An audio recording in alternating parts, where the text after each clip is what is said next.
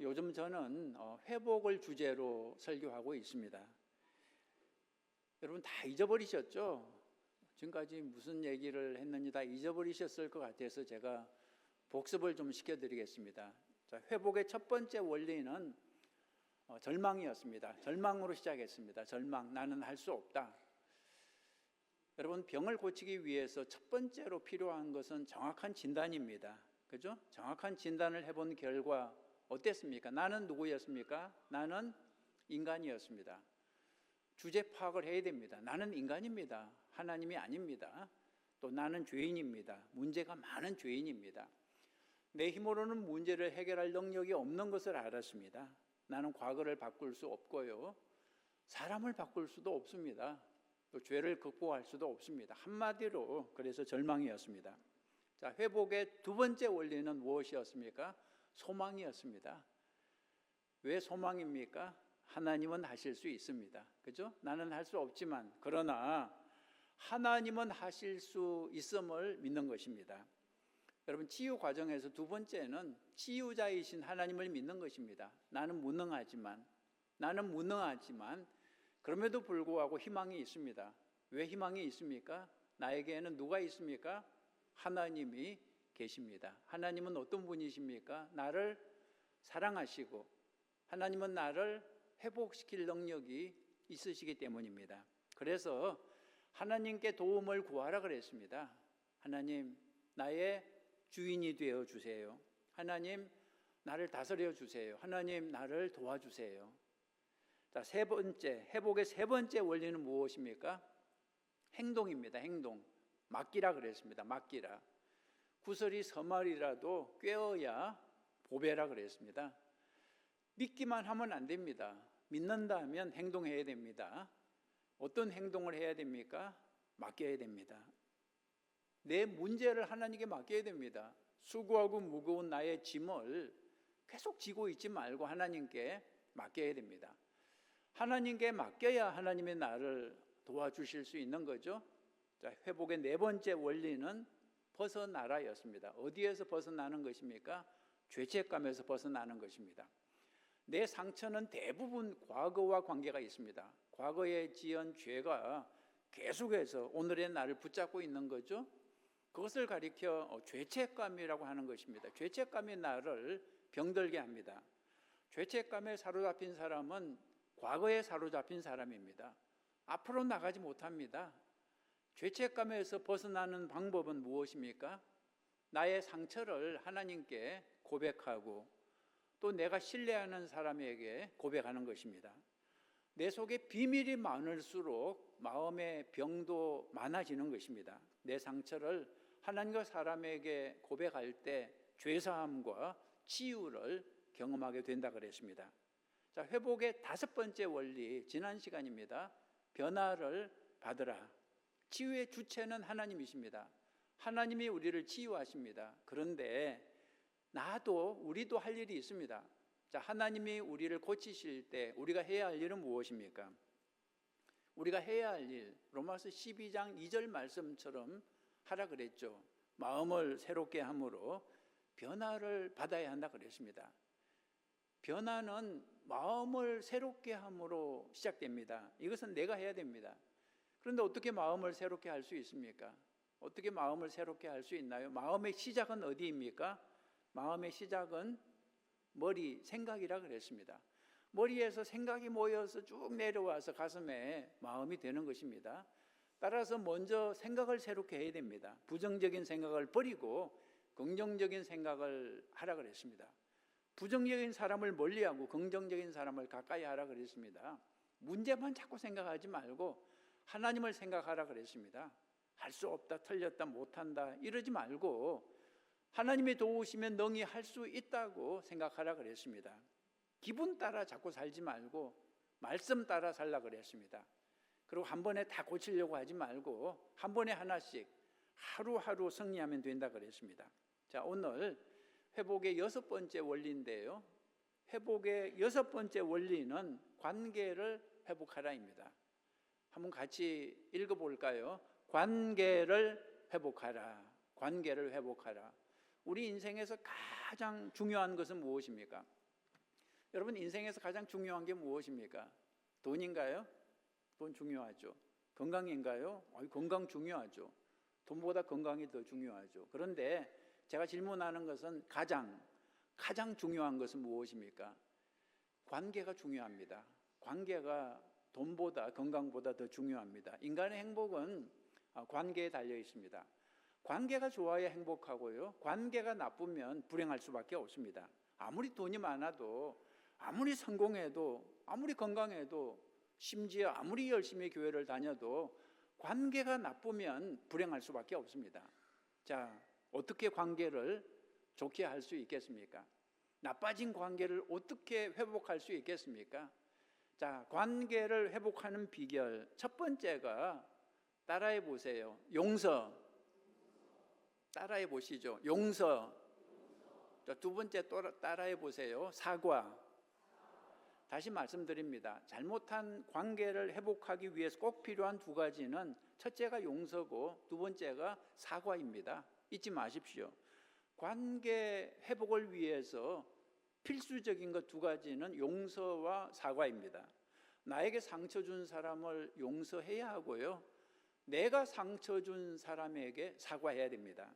이 원리는 성경에 나오는데 에베소서 오늘 성경 4장 31절에 너희는 모든 악독과 노함과 분냄과 떠드는 것과 비난하는 것을 모든 악의와 함께 버리고 서로 친절하게 하며 불쌍히 여기며 서로 용서하기를 하나님이 그리스도 안에서 너희를 용서하심과 같이 하라 그랬습니다.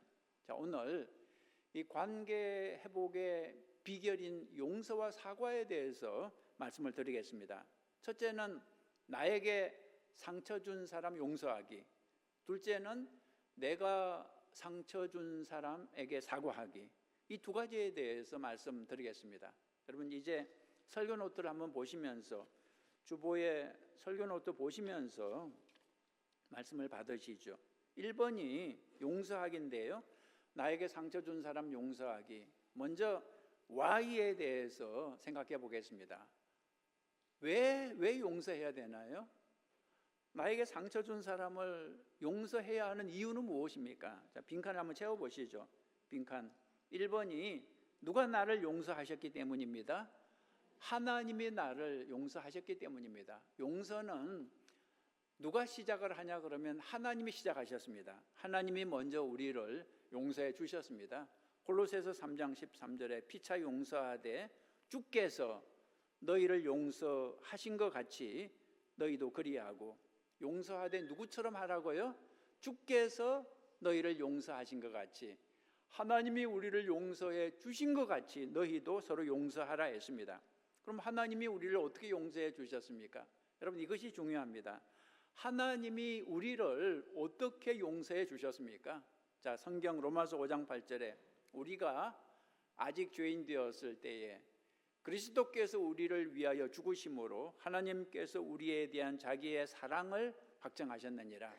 자, 하나님이 우리를 언제 용서했다고 그랬습니까? 우리가 아직 죄인 되었을 때에, 우리가 착한 사람 되었을 때 용서하신 게 아니라 아직도 여전히 죄인일 때 용서하셨다는 것입니다. 따라서 우리도 하나님처럼 용서해야 한다는 것입니다.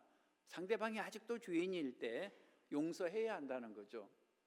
그 인간 착한 사람이 되면 내가 용서할 거야. 이것은 잘못입니다. 아직도 나쁜 사람이지만 용서해야 하는 것입니다. 성경은 우리가 하나님께 범한 죄의 크기를 1만 달란트에 비유했습니다. 1만 달란트는 요즘 돈으로 환산하면 수억 달러가 넘는 금액입니다. 어마어마한 우리의 죄를 하나님이 용서해 주셨다는 뜻입니다. 그리고 성경은 다른 사람이 나에게 범한 죄를 100데나리온에 비유했습니다. 100데나리온은 몇천 불밖에 안 되는 금액입니다. 다시 말해서 하나님은 우리의 수억 불짜리 잘못을 용서해 주신 것이고요, 우리는 다른 사람의 겨우 수천 불짜리 잘못을 용서하는 것입니다.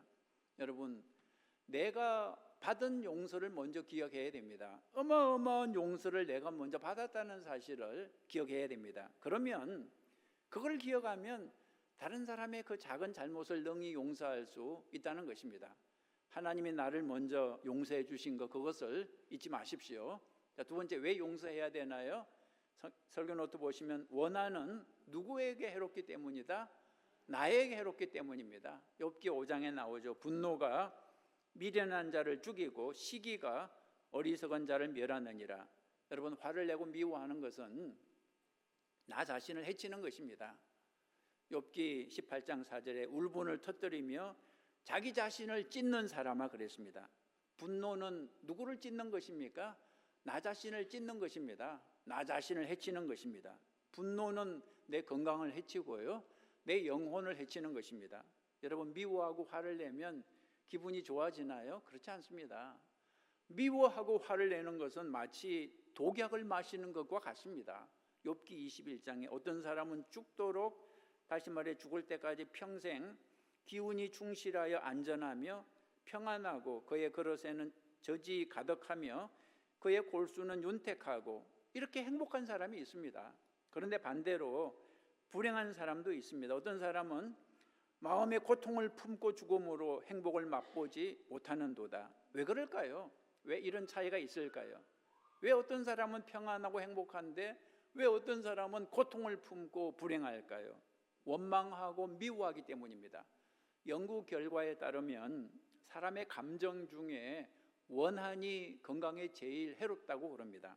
저 사람만 보면 내가 속이 뒤집히고 소화가 안 돼.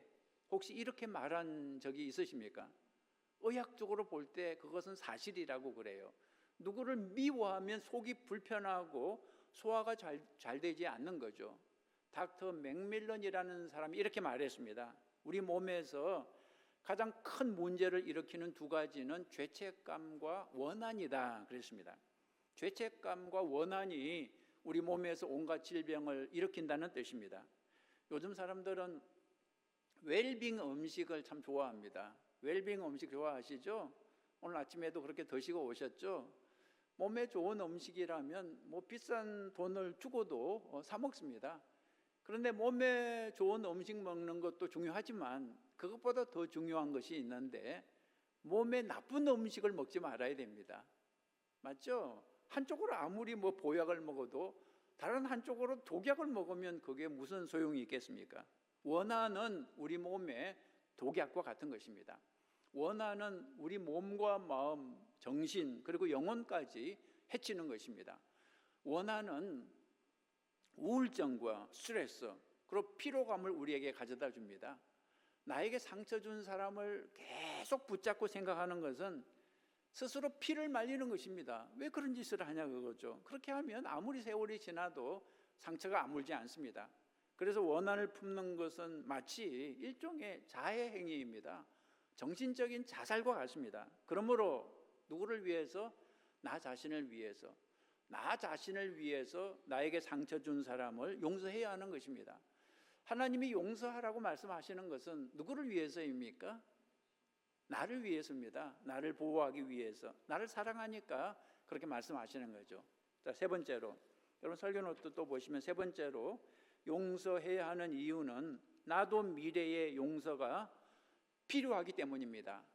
나도 언젠가는 용서가 필요한 사람인 것을 기억해야 됩니다. 마가복음 11장 25절에 서서 기도할 때에 아무에게나 혐의가 있거든 용서하라. 그리하여야 하늘에 계신 너희 아버지께서도 너희 허물을 사하여 주시리라. 무슨 뜻입니까? 내가 용서하지 않으면 나도 용서받지 못한다는 뜻입니다. 예수님이 가르쳐 주신 기도문을 주기도문이라고 하는데 거기 이런 내용이 있습니다. 우리가 우리에게 죄 지은 자를 사하여 준 것 같이 우리 죄를 사하여 주옵시고. 이 기도는 이런 뜻입니다. 주님, 우리가 다른 사람들을 용서하지 않으면 우리도 용서하지 마세요. 그런 뜻입니다. 아주 무서운 기도문을 예수님이 가르쳐 주신 것입니다. 여러분은 그렇게 되기를 원하십니까? 용서 안 하고 용서 안 받고 그런 사람이 되기를 원하십니까? 그러지 마시고요, 용서하고 용서받는 사람이 되시기 바랍니다. 어떤 사람이 감리교를 시작한 잔 웨슬리 목사님을 찾아와서 이렇게 말했습니다. 나는 그 사람, 그 인간 절대 용서할 수 없어요. 그러자 웨슬리 목사님이 이렇게 대답을 했다고 그래요. 그렇다면 앞으로 절대 죄를 지으시면 안 됩니다. 남을 용서하지 않는 사람은 또한 용서받을 수 없기 때문입니다. 용서 안 하는 사람은 마치 비유를 하자면 자기가 앞으로 건너야 할 다리를 불태우는 것과 같습니다. 너무나 어리석은 거죠. 용서 안 하면 나도 용서를 못 받는 것입니다. 내가 건너야 할 다리를 불태우면 안 되죠. 자, 지금까지 용서해야 하는 이유에 대해서, Y에 대해서 말씀을 드렸습니다. 첫째는 하나님이 먼저 나를 용서하셨기 때문이고요. 둘째는 원한이 너무나 나에게 해롭기 때문이고요. 셋째는 나도 장차 용서가 필요하기 때문에 용서해야 한다 그랬습니다. 자, 이제 남은 것은 어떻게 용서를 해야 할까요? 자, 2번 how에 대해서 어떻게 용서해야 될까요? 어떻게 하면 나에게 상처 준 사람들을 용서할 수 있을까요? 1번 보시면 무엇을 드러내라? 상처를 드러내라입니다. 상처를 드러내라.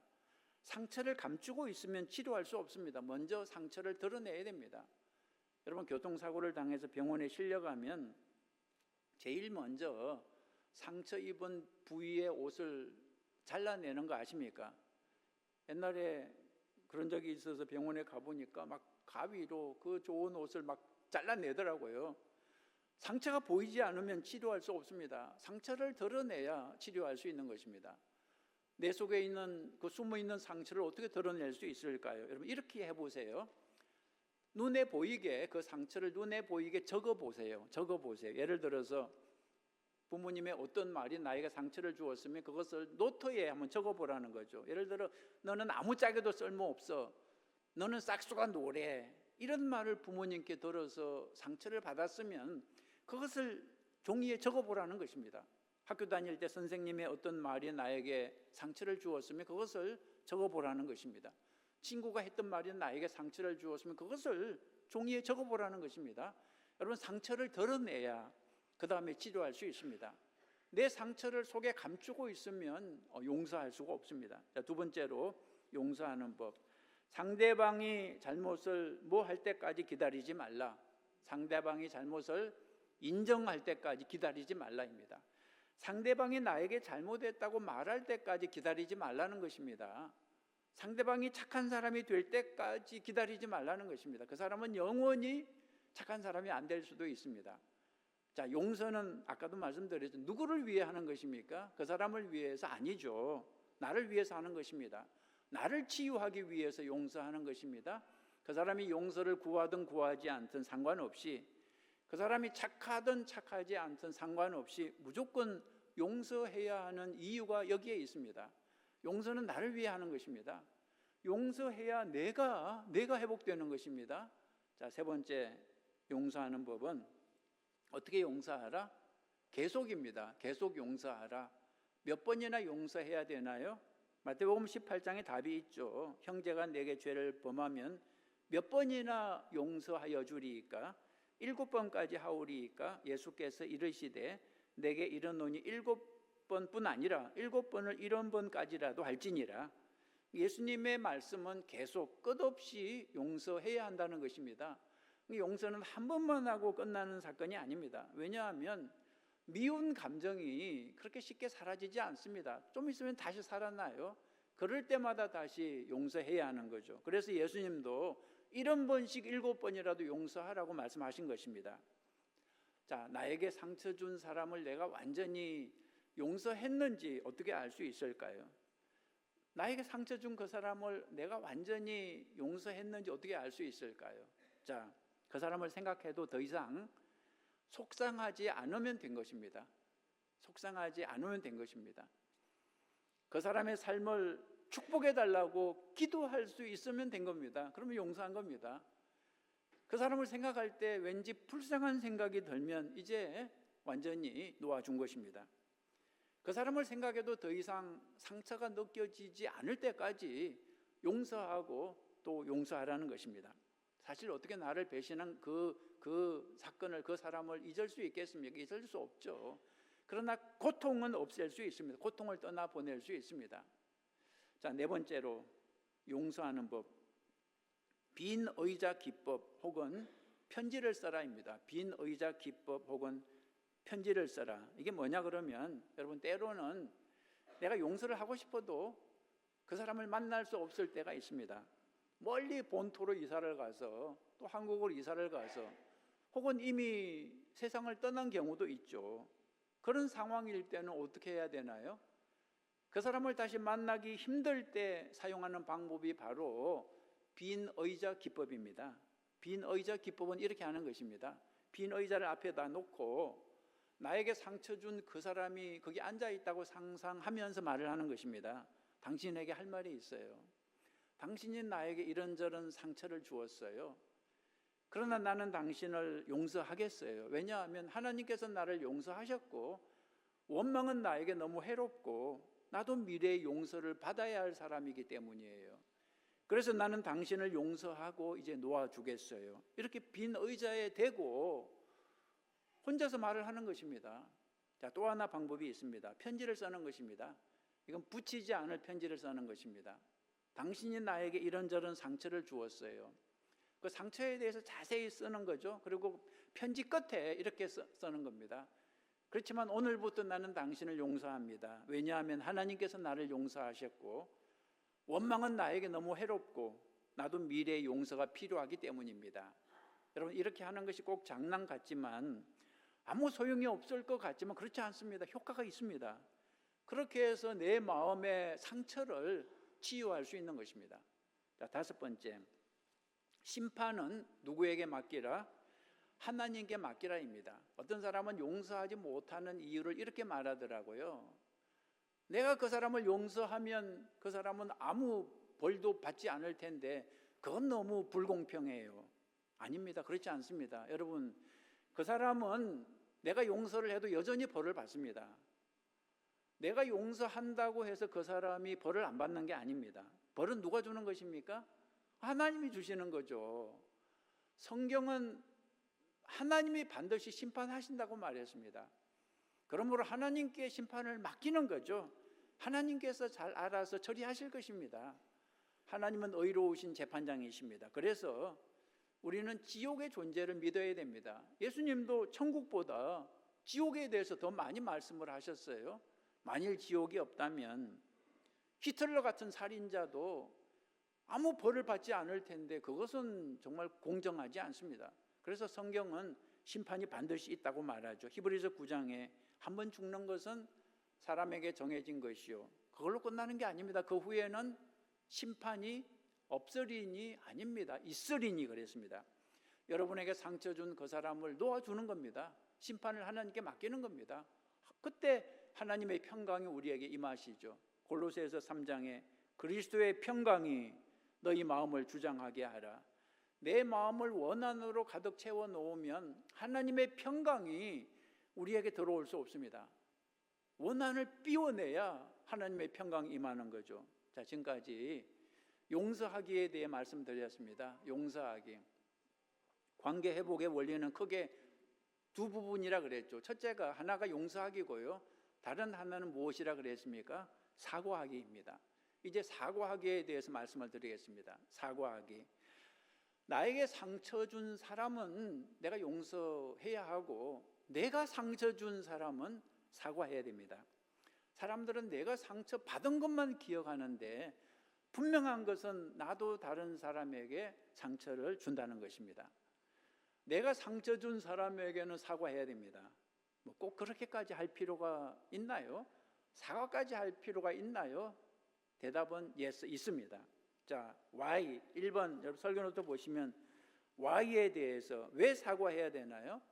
히브리서 12장 15절에 너희는 하나님의 은혜에 이르지 못하는 자가 없도록 하고 또 썬뿌리가 나서 괴롭게 하여 많은 사람이 이로 말미암아 더럽게 되지 않게 하며. 여러분, 사과를 하지 않는 것은 마치 내 마음에 썬뿌리를 그냥 두는 것과 같습니다. 그 썬뿌리가 계속해서 나를 괴롭게 만드는 거죠. 사과를 해서 그 썬뿌리를 완전히 뽑아내야 하는 겁니다. 그리고 사과를 하지 않는 것은 마치 빚을 안 갚는 것과 같습니다. 빚을 갚지 않으면 그 사람과 관계 회복이 안 되는 겁니다. 정말 관계가 회복되기 원한다면 사과를 해야 됩니다. 빚을 갚아야 됩니다. 자, 지금까지 why, 왜 사과해야 하는지 말씀드렸는데요. 자, 두 번째, 이제는 how에 대해서 어떻게 사과해야 되나요? 어떻게 사과해야 되나요? 여러분 설교 노트 보시면서 사과하는 방법은 첫 번째가 내 잘못을 적어보라입니다. 내가 다른 사람에게 어떤 잘못을 했는지 종이에 적어보라는 거죠. 아까는 내가 받은 상처를 적어보라 했는데 이번에는 내가 준 상처도 적어보십시오. 적어보라고 말을 하면 꼭 이런 사람이 있어요. 생각나는 게 없는데요. 이게 문제입니다. 내가 받은 상처는 너무나 잘 생각이 나는데 내가 준 상처는 도무지 기억을 못하는 사람이 있습니다. 생각이 좀 나도록 제가 질문을 몇 가지 드리겠습니다. 생각을 한번 해보세요. 자, 지금까지 살면서 혹시 누구를 배신한 적이 없으십니까? 잘 생각해 보세요. 지금까지 살면서 혹시 누구를 배신한 적이 없으십니까? 약속을 해놓고 약속을 안 지킨 적이 없으십니까? 혹시 돈 빌린 적 있으십니까? 가슴에 손을 얹고 빌린 돈을 안 갚을 때 상대방은 큰 상처를 받습니다. 나는 잊어버려도 그 사람은 평생 잊지 않습니다.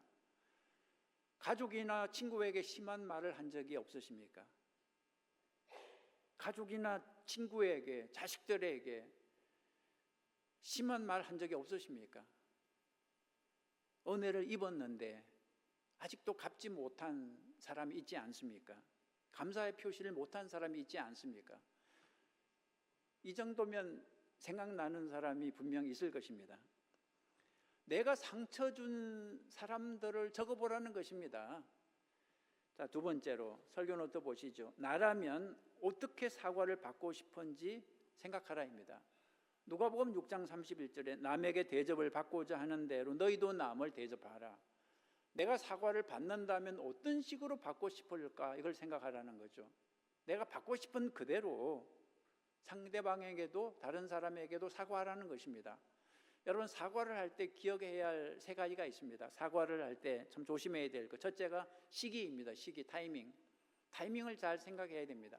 때를 잘 살피라는 뜻이죠. 전도서 8장 6절에 무슨 일에든지 때와 판단이 있으므로 아무 때나 찾아가서 사과하겠다고 주장하면 안 됩니다. 예를 들어 상대방이 중요한 약속이 있어서 급하게 가야 하는데 붙잡고 제가 사과할 게 있습니다 이러지 말라는 거죠. 혹은 한밤중에 전화해서 제가 잘못한 게 있습니다 이러지 말라는 거죠. 그러니까 나에게 가장 좋은 시간을 찾지 말고 상대방에게 가장 좋은 시간을 찾아서 사과해야 하는 것입니다. 두 번째, 태도가 중요합니다. 태도. 올바른 태도가 필요합니다. 에베소서 4장 15절에 사랑 안에서 참된 것을 하여. 사과할 때 내 잘못을 정당화하면 안 됩니다. 사과를 한다는 사람이 그때는 그럴 수밖에 없었다고 자기를 정당화하면 안 됩니다. 자꾸 핑계를 대면 안 됩니다. 나도 잘못했지만 당신도 잘못한 게 있다고 이런 식으로 말하면 안 됩니다. 단지 내 잘못만 인정하면 됩니다. 그리고 배상할 수 있는 것은 배상해야 됩니다. 예를 들어 남의 자동차를 망가뜨려 놓고 미안하다고 말만 하는 것은 옳지 않습니다. 망가뜨린 것은 고쳐주면서 미안하다고 사과를 해야 되는 거죠. 우리가 삭개오를 기억합니다. 삭개오는 세리였는데요, 그 당시 세리는 로마의 앞잡이 노릇을 하면서 동족들을 착취했습니다. 그런데 예수님 만나고 변했죠. 자기 잘못을 깨달았습니다. 삭개오가 이렇게 말합니다. 주여 보시옵소서, 내 소유의 절반을 가난한 자들에게 주겠사오며 만일 누구의 것을 속여 빼앗은 일이 있으면 내 갑절이나 갚겠나이다. 삭개오가 갚겠다고 배상을 하겠다고 말한 것입니다. 삭개오의 이런 태도를 보니까 진짜 회개한 게 맞습니다. 그러자 예수님이 말씀하셨죠. 오늘 구원이 이 집에 이르렀으니 이 사람도 아브라함의 자손이미로다. 자, 세 번째, 사과할 때 지혜가 좀 필요합니다. 지혜. 잠언 12장 18절에 칼로 찌름같이 함부로 말하는 자가 있거니와 지혜로운 자의 혀는 양약과 같으니라. 여러분 어떤 상황에서는 내가 상처 준 사람을 다시 만나는 것이 지혜롭지 못할 때가 있습니다. 내가 그 사람을 만날 때 그 사람이 또 피해를 입는 경우가 있습니다. 예를 들어서 내가 옛날에 사귀던 여자에게 배신의 상처를 주었습니다. 그런데 이제 세월이 지나서 그 여자는 다른 남자 만나서 잘 살고 있는데 굳이 찾아가서 옛날에 당신을 배신해서 미안하다, 잘못했다 말하면 그 여자는 더 큰 상처를 받게 되는 거죠. 그럼 어떻게 해야 됩니까? 이런 경우도 빈 의자 기법을 사용하는 게 좋습니다. 혹은 아까 보내지 않을 편지를 쓰는 것도 좋죠. 그 사람을 직접 만나지 않고 내 잘못을 고백하고 사과하는 것입니다. 사과할 때도 여러분 지혜가 필요하다는 거죠. 자, 말씀을 마치겠습니다. 고린도후서 5장 17절에 이런 말씀이 있습니다. 그런즉 누구든지 그리스도 안에 있으면 새로운 피조물이라. 이전 것은 지나갔으니 보라 새 것이 되었도다. 이제 새 사람으로 살아가라는 거죠. 과거를 생각하며 과거에 묶여있는 사람은 새 사람이 아니라 헌 사람입니다. 올드 펄슨입니다. 과거를 원망하며 한탄하는 사람은 옛사람입니다. 새 사람은 과거를 잊고 이제 예수 그리스도 안에서 새로운 관계를 만들어가는 사람입니다. 여러분, 좋은 관계를 만들어 가십시오. 좋은 관계가 큰 재산입니다. 관계가 우리 인생을 행복하게 만들어줍니다.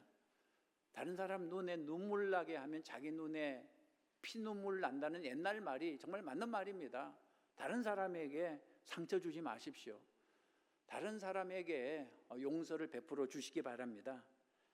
하나님과 좋은 관계를 만들어야 되고요, 또 사람들과 좋은 관계를 만들어서 행복하게 살아가는 여러분 모두가 되시기를 주님의 이름으로 축복합니다.